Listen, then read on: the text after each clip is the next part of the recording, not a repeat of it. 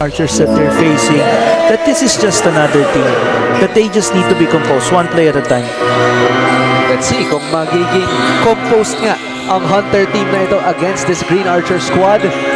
David with a pick and roll to Manzano. Beautiful pass to Adams with a throwdown. Wow. Beautiful ball movement there for New Era. Started with David, then Manzano with an extra pass to Adams and dunks it on two archers. We're just seeing TJ Adams masterclass here. And Adams getting that foul as he draws that from Alex Konov, I believe. We have to get that replay. That shot is so nice, you have to see it twice. David Manzano to Adams against Amos and Romero. Welcome to your TikTok moment. TJ Adams just rising above the defense. Taller than everybody else, obviously. Nagulat na lang si Gallardo dun. You could just see how the impact of TJ Adams is to the offense of the New Era Hunters. They're energized. For sure. They have a go-to. They have an emergency pass at the end of that possession. I think yun yung nabibigay na intangible ni TJ Adams. Yung mindset na pagdating ng 20 to 24 seconds nung shot clock namin, at least merong ganun. And full court press again as Lasalle gets another turnover. Rubico will reset. Calls the play for Lasalle.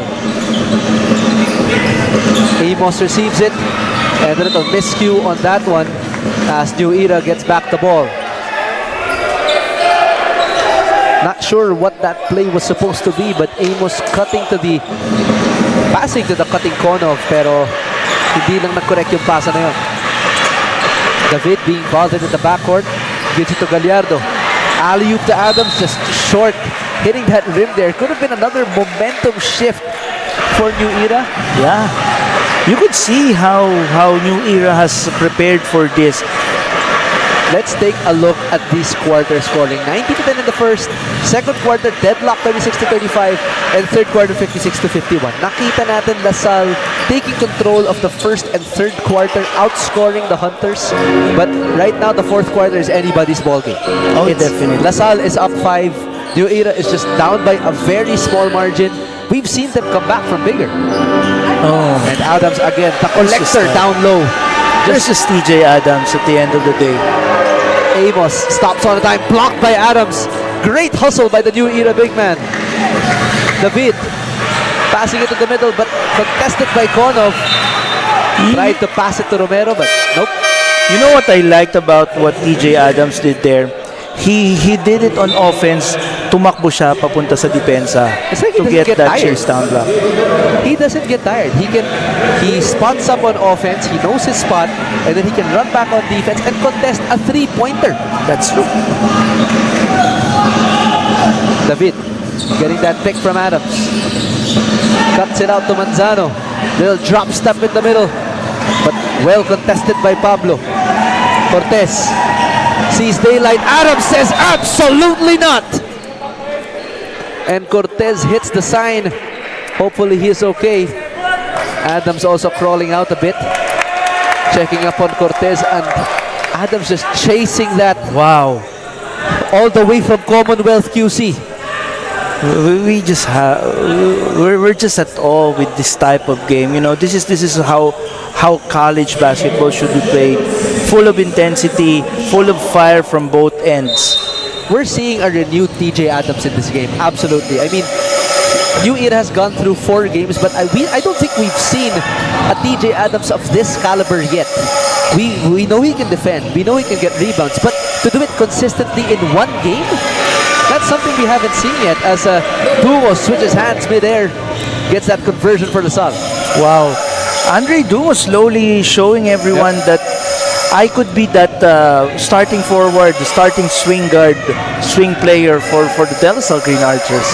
Manzano, David splitting the defense. Gallardo all day to shoot, gets the corner to go. Perfect execution for the New Era Hunters. Cortez all the way to the basket, up and under move. How did he do that? Where did the ball come from? Wow. Cortez just manufacturing that ball from his hands, disappearing. Look at this. I don't know what language he speaks, pati yung cameraman napa-ankle breaker. Oo nga Hindi eh. na nakakip up sa tira ni Cortez. But that's an intelligent play, Mix, because he did early offense. Kasi nakita niya kung nasan yung offense. Nabasa niya eh. And that's just an intelligent play from the on the part of course, Jacob Cortez. And that's been his talent since Sanbede. He knows when he can attack the fast break. He knows when the defense isn't set. He gets that gap, makes it work, and gets an end one in the process. Now, it's again a 5-point lead. Yeah, for early Lasalle. offense, rim run, yun lang ginawa niya eh. Nothing more. But David. it was very impactful. And Gallardo being doubled there, and Cortez gets a steal. Intelligent basketball there by Jacob. Here we go again. Trying to attack. Kicks it out, Konov. Three-pointer, no. Could have been big for Lasalle. Cortez, all day to shoot. Short. Konov with a rebound blocked from behind by Sevilla. And the defense of New Era picking up again as Tolentino checks in for the Hunters. What you see here, Migs, is a back and forth for both ends. Yung depensa kasi na they're making each one survive because of defense. And now yung kailangan na magic bunot ng New Era dito is si Tristan Tolentino. If anyone can get them out of this hole, offensively, it's Tristan Tolentino. He has to make his shots though. Yep. Amos is running into traffic. No foul called there. New Era has numbers. Duarte, good defense there by Cortez. Just standing his ground. Gets another rebound. Saves it to Tolentino and just slips out of his fingers. What defense by Cortez? Just Duarte going downhill, standing his ground, and not moving an inch against Duarte. Pakinggan natin ang kwentuhan natin from the sidelines as we listen to our courtside reporter, Bianca Tagarda. Bianca? After that so close run of the Hunters ng third quarter, Coach Jay regroups the team by giving their big men big responsibilities for this last 10 minutes. As per the huddle, kailangan daw nilang maging mabilis when it comes to passing the ball. Never spoil the defense pa rin and always playing with pride. Migs and Benny, ano ba ang kailangan gawin ng Hunters to survive the Green Archers? Thank you, Bianca. And I am not so sure, no? Ngayon, what do you think, Benny? Baka you are best to ask this time. Once it never fails. One stop at a time, one defensive play at a time, and I think yun lang naman yung dapat gawin ng Hunters ngayon. They don't have TJ Adams there, but again, by committee, pwede nilang tutukan yung mga players that matter at this point. And in this case, Andre Dungo and Jacob Cortez. Yan ngayon yung mainit. Tignan natin ano yung magiging defensive schemes nila on these two players. Cortez navigating through the screen of Duarte. Fade away jumper, no good. As Sevilla tracks down the board. David now will reset for the Hunters. Nablo to Tristan. The calling card. Still no answer. Mukhang wrong number yung binigay. Cortez spins away from the defense. Navigating to Dungo. What a pass by Jacob Cortez. Amos. 3. No good. Two clean looks by Lasalle but could not convert there. Wow, if you're a college basketball fan, this is something that you really want. Sevilla kicks it out to Tolentino. And now Nablo will reset. Gets that pick from Sevilla. Shot clock's at 4. They have to go quick. Drop pass to Manzano. Excellent find by Sevilla. Wow, it's just an escape act na lang yun, Mix, ano? But that was a smart play by Sevilla to Manzano. Big on big. Excellent recognition by Jared there. J and J connection. James from Jared. Amos to Cortez. From the passing end to the shooting end. Cortez knocks it down from deep. Nablo trying to figure out the next plan of offense here as Dungo will be whistled for the foul. And Nablo will be helped up here by Manzano. Let's take a look at this three-pointer last time by Cortez. Short na yung tres niya kanina. Ngayon, in-adjust niya lang ng konti. And now set to check in, TJ Adams for James Manzano. This is Jacob Cortez taking over. This is Jacob Cortez taking over on offense. And kasi, Migs, if you're a point guard, you're tasked with decision making. And I think Always, Jacob Cortez now is making the right decisions for the De La Salle Green Archers. Sevilla trying to go against Pablo. Bad pass. Cortez intercepts it. And Cortez, a free lane to the basket. And timeout again will be called by Coach J. And another takeover quarter for Jacob Cortez. We started with Amos. And then it was slightly to the side of Jared Sevilla, and the King Archer now taking charge for his team. 68-60, 8-point lead for the Green Archers. We'll be right back for more fourth quarter action. Coaching staff of New Era just called timeout to talk things over as they're down by 8. Trying to find that wake-up call. So the 5 now on the floor for New Era: Tolentino, Adams, Sevilla, Nablo, and Duarte. They have slashing options, they have 3-point options, and of course, the collector down low in TJ Adams. Lasalle sporting the 5 of Dungo, Cortez, Marasigan, Amos, and Konov. This is nothing new to New Era naman, Migs. They've been down at this point of the game, pero nakakabawi sila. Tolentino still no avail there on the 3. Duarte. Sorry, that's a Nablo on the drive. Pretty little floater on the inside. Parang nagiging second option na nga to si Nablo. But a very reliable one at that. Lasalle almost got away with another basket. Cortez will reset. 3.5 remaining. Finds Amos. Sets that pick for Cortez. Trying to read the defense. Shot clock at 1. Fade away jumper, no. And not a lot of Archers touching that ball on that possession. Nablo. Not sure about that shot early in the shot clock. That was early in the shot clock, and he had options on the corner, and he has options in the middle. Yep. That was a bad decision on the part of New Era. Cortez will get the double screen from Konov and Amos. Adams picking him up. It looked like it worked earlier for New Era. Adams bothering that shot. Sevilla running the break. Nablo down the hatch into the painted area. Pull up jumper, no good. And that's a good shot there by Nablo. That was a good shot. That was a good selection. He had an open mid-range, a midi. Di lang nga pumasok. But look at Jacob right now. Composed, mature. He's just taking over. Adams picks up Cortez. Now on an island. Good defense by Adams. But Cortez could have been big. Could have been a big shot. Amos will reset. Cortez waiting for the handoff. Dribbles into traffic. Kicks it out. Amos. Top of the key. 3 is good. Beating the air out of the New Era Hunters as they take on a 9-point lead as we reach the last 2-minute mark, brought to you by Eastern Communications. A crucial stretch this fourth quarter where TJ Adams was out was very critical. And a jumper for Serafin Duarte, and yes, that was the turning point here for New Era.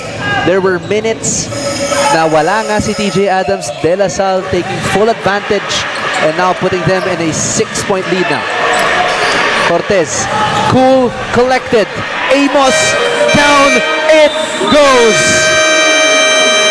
And Mason Amos, as consistent as the tide.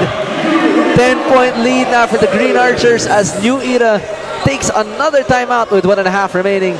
We'll be right back after these messages. That's your 3-point shot play of the game, brought to you by Smart 5G.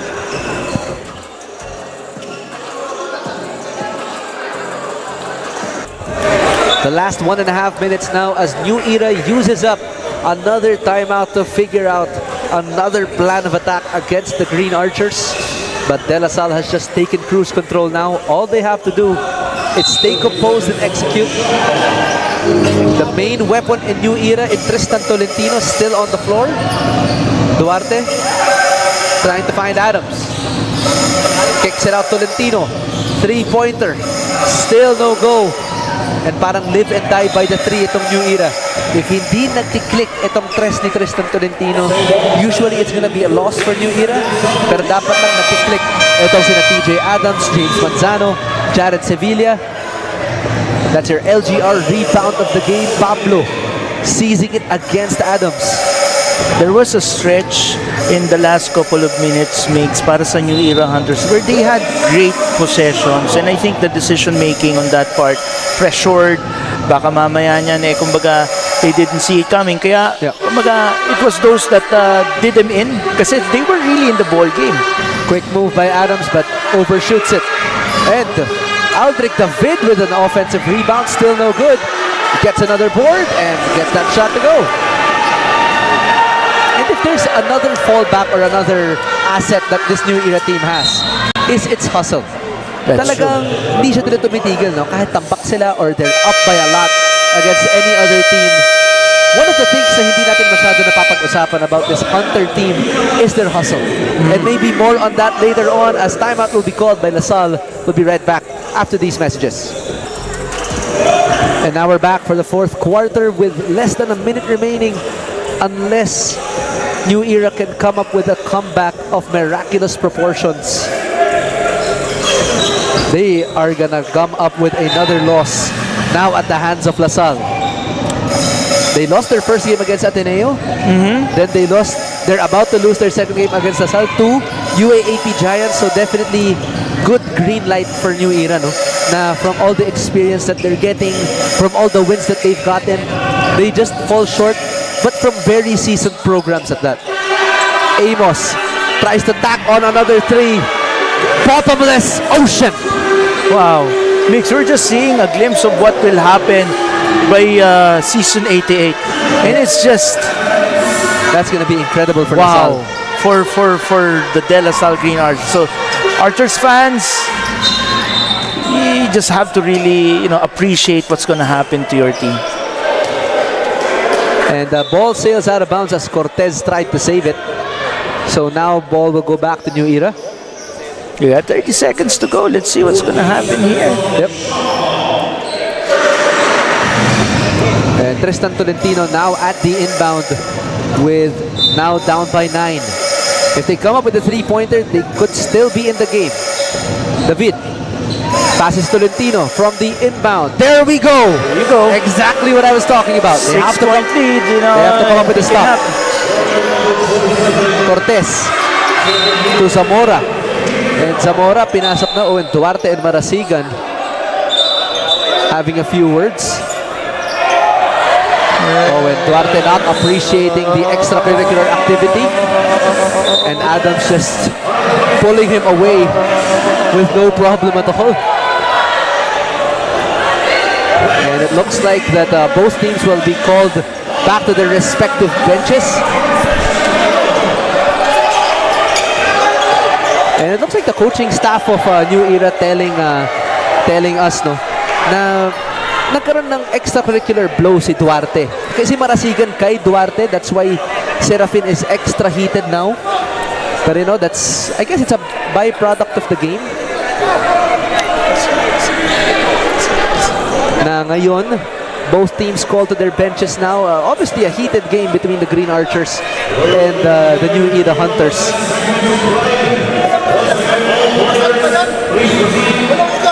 6-point lead now for the Green Archers with about 21 seconds remaining. They could come up with a stop. A key defensive stop here could spell the difference here for the Hunters. Pero yun nga, sinasabi nga ng coaching staff, unang nagbigay si Vores, and then Duarte was just trying to retaliate. But yung nakita yata is yung retaliation ni Vores, and there we go. Unsportsmanlike foul will be called on Vores Marasigan. Hindi nga nakita siguro ng referees yung unang bigay ni Vores. And now it's gonna be an unsportsmanlike foul.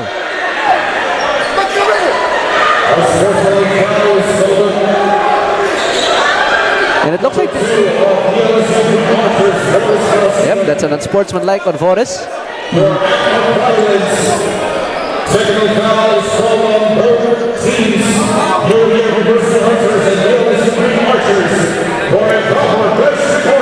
team announcer just finalized that it will be an unsportsmanlike foul against Voris Marasigan, but also a technical foul against both teams here, Benny.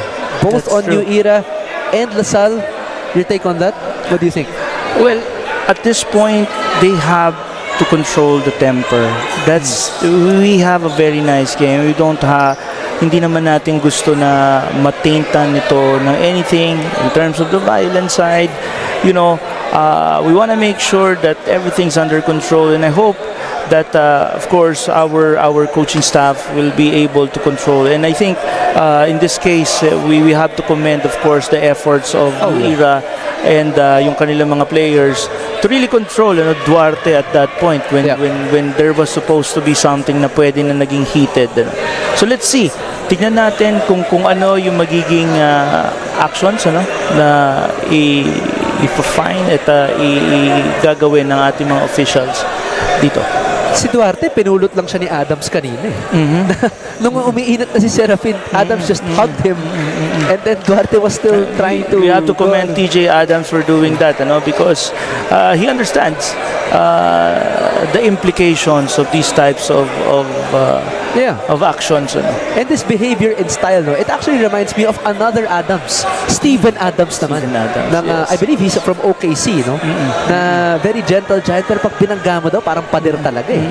So yun, kinausap na ng ating security team si Serafin Duarte to try to calm him down. So thank you to our security team, and props to them for keeping the event in control. Yes. And syempre yung Lasalle team talking to Voris Marasigan as well, na syempre kailangan both teams kalmado lang sila, no? That's right. That's right. Part of games is physicality. For sure naman yan. This is na ASCU meets UAAP. This is Pinoyliga Next Man Cup na teams just trying to prove themselves worthy of that first and second seed. Kasi nga, kung babalikan natin yung tournament format natin, it's the first seed against the fourth seed and the second versus the third. Tapos magka-crossover yung final four. So definitely na para mas ma-enrich yung experience naman from the side of New Era, to try and clinch those first four spots para mag-crossover to a potential kumbaga rivalry or match against a UAAP or NCAA giant. And on the side naman of the other teams, it's just to kumbaga mag-rest sila to get that twice to beat advantage. But early in the eliminations, this is very surprising to me. So ngayon mukhang na-stop yung game natin because referees are still reviewing that last one.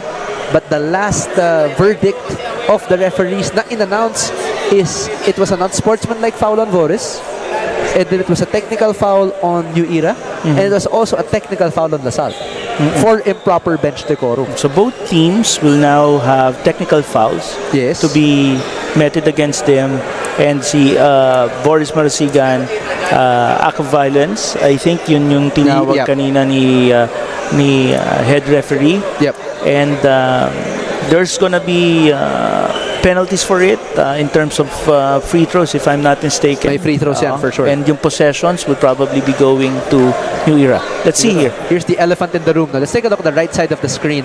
Marasigan, Duarte. Yeah, binigyan ni Duarte doon, and then Marasigan just faces him up. And then Marasigan just shrugs it off. Si Duarte na yung nagbigay during that last time. And then there's the backlash.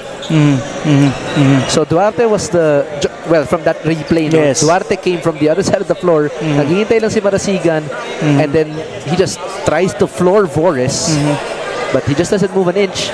Pero unspo doon kay Voris. Interesting call by the referee, but let's see. Baka may finality pa to na may kinakausap pa ang ating coaching staff from both teams. I think Commissioner Boying Dilo is like you're seeing it now. Let's look at the left side of your screen. So Duarte and there we go. That's the elbow that Voris gave Duarte. And I think that was what Duarte was referring to. That's why Duarte was late to the play. He sprinted to the other side because Voris gave him that elbow. Referees didn't see the initial elbow. And then now Voris is being called for the unsportsmanlike from the previous elbow na hindi natawag.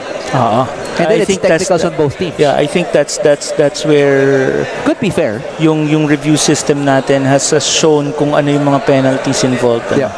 Okay.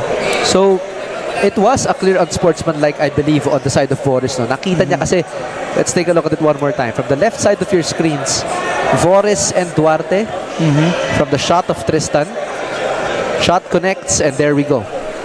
A blow to the right side abdomen of Duarte there, and just floors him. Kita naman na masakit talaga yun for sure. And then Boris looks back. He's back on offense. Then Duarte gives him one. And this is where the scuffle and Started. Yep. Started. So we go to, of course, our officials to make the proper call on this. Yep. And I think they did, Migs, just Yep. to review it. Both benches were called for unsportsmanlike, for technicals. for technicals, For for improper bench bench decorum. decorum. And Boris has been called for, I think it's act of violence. It's a Yes. sportsmanlike foul. And let's see how sila head referee Dennis Escaros would continue this game. And credits din siguro sa referees, no, na hindi nila tinawagan ng unspo itong si Serafin Duarte kasi hindi naman siya nag-fighting stance. Yes. Kinuha kagad siya ni TJ. Yeah. So that could have been an eruption more on the side of New Yeah. Era if napituhan pa eh. Yeah, and si we commend Serafin. again. We commend the new era basketball team, yung mga teammates ni Serafin Duarte Yeah. for just controlling their teammates. We commend that, and then that's something na kung nag-escalate pa, it could have been different. But I guess this is something that's. Oh, and Duarte having words with the fans now, not appreciating the feedback that the Lasalle crowd is giving him. Yun yung hindi natin gusto makita, no, from a player, because player to player is probably normal because nag-iskisa, nagbibigayan in the middle of the game. But if you're trying to fight against the audience, that's a different topic entirely. And we don't want it. We don't want that. And I guess si Coach Jay at this point and the rest of the new era hunters, they're gonna try to control their side. Yeah. There's still a chance. If we're gonna They're go back just to the down ball by game, 6 they're with just 21. down by 6. Yeah. If the tides will turn differently, one defensive play, it could change the landscape of the game, and baka mamaya niyan masungkit pa nila to without everyone seeing it. Ayan, sa kaka-review, nakipagkaibigan na nga si TJ sa bangko ng at ng least Lasalle. na. Nakikipagkwentuhan na. Nakikipagkwentuhan na si TJ Adams kay Maybe, could we see him in another green and white? Probably. We'll never know. We'll never know. We'll never know. So Kasi mukhang nagugustuhan ng Lasalle yung pinapakita niya eh. But we'll never know. ayoko naman mag-start ng something na wala naman doon. But I'm just happy that at this point naging naging tempered ang both benches. Well, the referees talk it over for our last calls. We'll go into our timeout.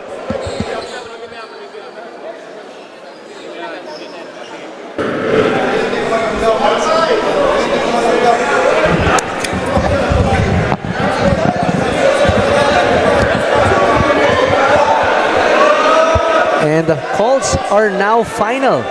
It's going to be an unsportsmanlike call on Boris Marasigan for Okay. act of violence. So that call stands. It's going to be a technical foul on the dlsu bench. Okay. But no technical on the side of the bench of New Era. Okay. But there will be an individual technical foul called on Serafin Duarte for Okay. unsportsmanlike behavior. So there's going to be a lot of free throws that's going to happen Yeah. dito, Migs. And let's see. Because those free throws would change the landscape of the game. Yes. And So- look at it. The best shooter in the game for New Era will be taking these free throws in Tristan Tolentino. But these are going to be very, very big free throws for New Era because you have the free throws from the unsportsmanlike. We have free throws from the technical foul. So these will be, I believe, the free throws for the unsportsmanlike foul. Yeah, this free throw by Tristan Tolentino is very important if they want to stay in the ball game, because this takes them down to 5 points. He could turn it into a more manageable two-possession game here. But Tristan Tolentino has been almost absent in this game for New Era. No? He has been called upon on repeat by head coach Jay Axelrod and the rest of the coaching staff.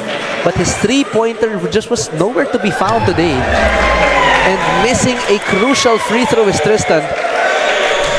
But he has another one. Oh, and he misses both. Very big misses here for Tolentino. And all you can do now is just take it one play at a time. Yes. Right now, wala nang free throws, wala nang galit or sad or annoyance. Can take back those free throws. So what New Era can do now is just focus on the next one. Those are the two games, the two shots that mattered the most for New Era, I guess. That would have taken them down to 4. And now Zamora will be taking free throws. Obviously, a proud dad on the bench, missing that first one. And mukhang nandito rin yung mga kaibigan ni Ronaldo Zamora cheering him on. He has one more free throw though.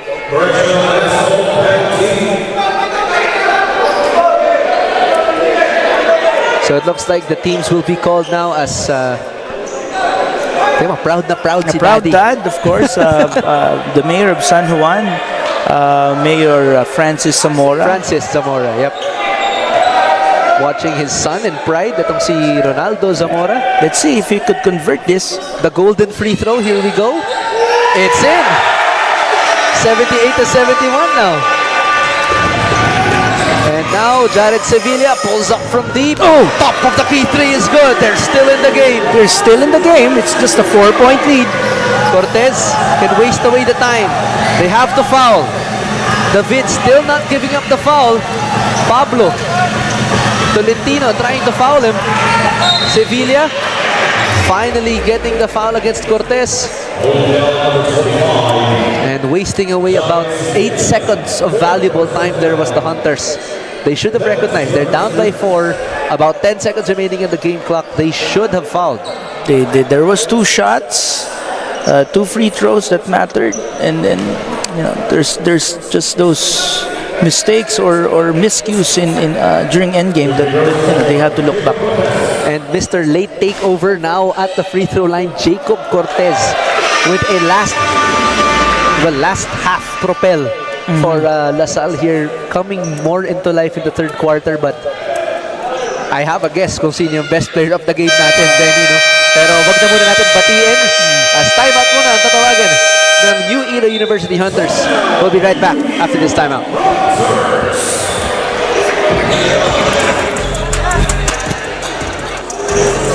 And now coming back into the ball game after a roller coaster of almost 4 quarters down to the last 2.4 seconds. TJ Adams will launch a 3 and he overshoots it, and that is all she wrote. Naasco meets UAAP and the Green Archers emerge victorious against the New Era University Hunters.